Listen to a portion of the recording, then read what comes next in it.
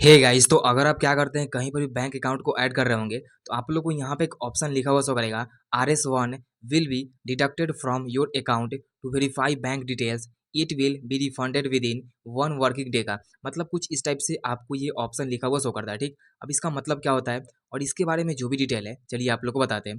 जैसा कि अगर आप क्या करते हैं जो भी आपका बैंक डिटेल है या बैंक अकाउंट है उसको अगर आप किसी भी प्लेटफॉर्म पे ऐड करना चाहते हैं, जैसे आपको यहाँ पे दिख रहा हो गूगल पे, फोन पे, फैम पे, क्रो, मतलब जो भी आप यूज करते होंगे ऐप, जिससे कि आपके फ़ोन में जो डाउनलोड ऐप होगा, जो जिससे आप पेमेंट करते हैं, वो सभी ऐप आपके आपका जो भी होगा वो यहाँ पे शो करेगा।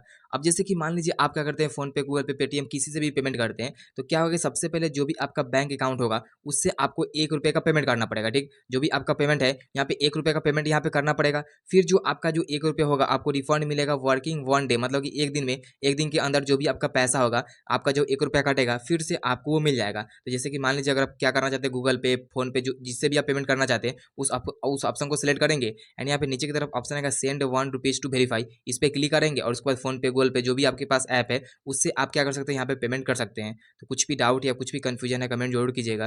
वीडियो को लाइक करके चैनल सब्सक्राइब जरूर कीजिएगा।